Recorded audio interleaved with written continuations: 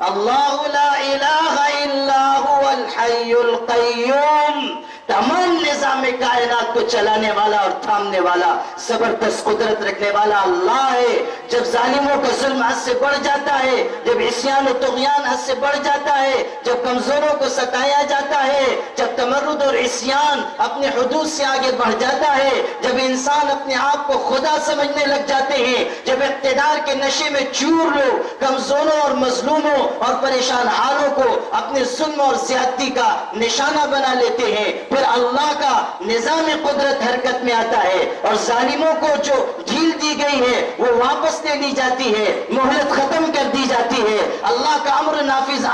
ہو جاتا ہے، اللہ کا حکم غالب آ جاتا ہے، اور پھر وہ وقت آتا ہے کہ فرعون بھی مٹتا ہے، فرعونیت بھی مٹائی جاتی ہے، نمرود بھی، شداد بھی، حامان بھی، ظالم اور سرکش لوگ بھی، قوم عاد اور قوم سمود بھی، وہ لوگ جن کا اقتدار اتنا مستحکم تھا کہ وہ لوگوں کو اپنے آگے سجدے میں جھکاتے تھے اور کہتے تھے الیس لی ملک مصر وہذہ الانہار تجری من تحتی، کیا مصر کی بادشاہت ہماری نہیں ہے اور کیا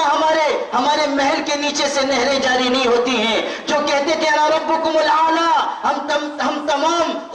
تمام رب سے، تمام معبودوں سے بڑھ کر معبود ہیں، سب سے بڑے خدا اور رب ہیں، ان لوگوں کے اوپر بھی وہ وقت آیا جس کو قرآن نے نقل کیا، فَالْيَوْمَ نُنَجِّيكَ بِبَدَنِكَ لِتَكُونَ لِمَنْ خَلْفَكَ آیا، او فرعون تجھ کو ہم دریا میں غرق کر کے تباہ کر رہے ہیں اور تیری لاش کو بھی ہم دنیا کے انسانوں کے لیے عبرت کا نشان بنا کر باقی رکھیں گے، تاکہ تیرے بعد آنے والے لوگ، سرکشی اور کبر اور تکبر کے راستے پر چلنے والے لوگ، مظلوموں کو ستانے والے لوگ سمجھ لیں کہ ظالموں کا انجام کیا ہوا کرتا ہے۔ اللہ تعالیٰ کا ایک نظام ہے اس کائنات میں، تمام ظالموں اور سرکشوں کو ختم کیا گیا اور مٹایا گیا۔ فرعون کے دور میں مسلمان کتنے کمزور تھے، کتنے مظلوم تھے، کتنے پریشان حال تھے، نماز پر پابندی،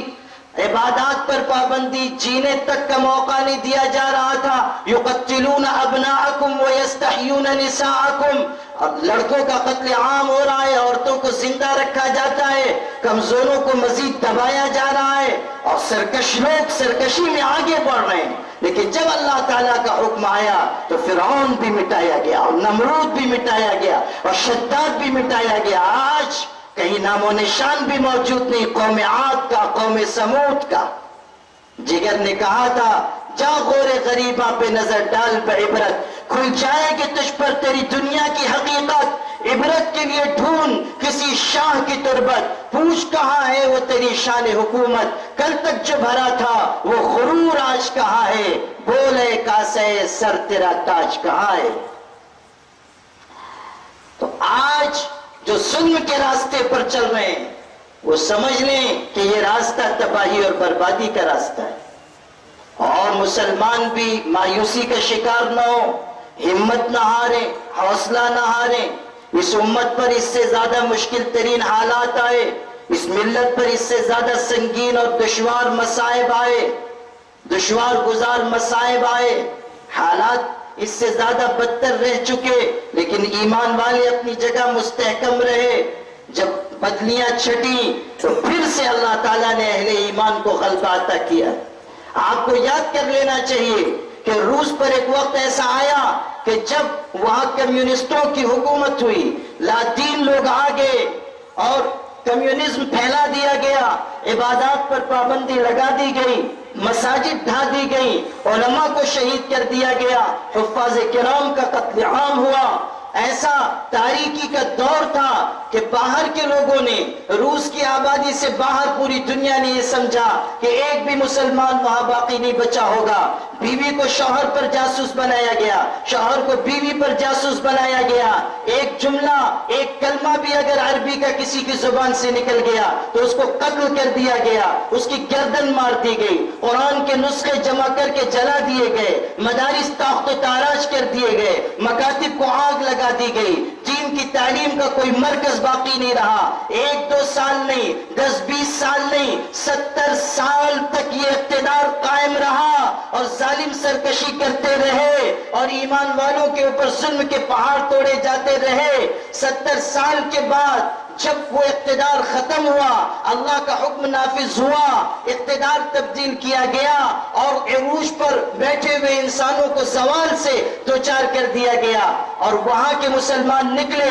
دنیا کے مختلف خطوں میں گئے، تو لوگ حیران رہ گئے کہ جہاں کے بارے میں یہ تصور تھا کہ شاید اب وہاں کوئی کلمہ جاننے والا بھی نہیں ہوگا، شاید وہاں کوئی ثنا پڑھنے والا نہیں ہوگا، شاید وہاں کوئی اتحیات یاد رکھنے والا بھی نہیں ہوگا، شاید وہاں کوئی نماز کا پورا طریقہ جاننے والا بھی نہیں ہوگا، اس علاقے کے مسلمانوں میں بہترین علماء، بہترین حفاظ، بہترین داعیان دین دنیا کے لوگوں نے دیکھے۔ دنیا حیران رہ گئی کہ ہم سے بہتر قرآن پڑھنے والے ان کے پاس ہیں، ہم سے بہتر مسائل کا علم رکھنے والے علماء ان کے پاس ہیں، ہم سے بہتر مسائل کی باریکیوں کو جاننے والے فقیہ اور مفتی ان کے پاس ہیں۔ پوچھا گیا کہ 70 سال تک مدارس پر پابندی رہی، قرآن کا ایک نسخہ بھی باقی نہیں رکھا گیا، ایسے شدید ترین مسائل سے آپ لوگوں کو دوچار کر دیا گیا، کیسے آپ لوگ باقی رہے دین پر، کیسے باقی رہے آپ ایمان پر، کیسے آپ نے حافظ تیار کیے،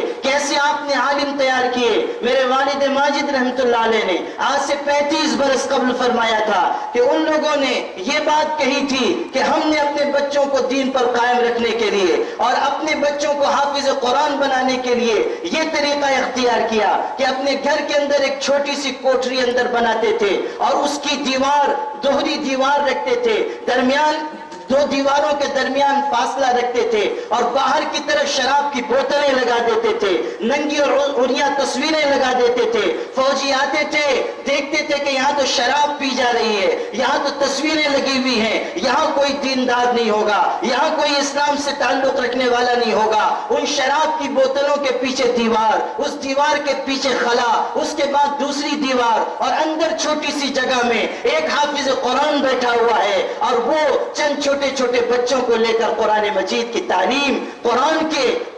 کے صفحات کے ذریعے نہیں، اپنے دل میں محفوظ، سینے میں محفوظ قرآن کے ذریعے دے رہا ہے۔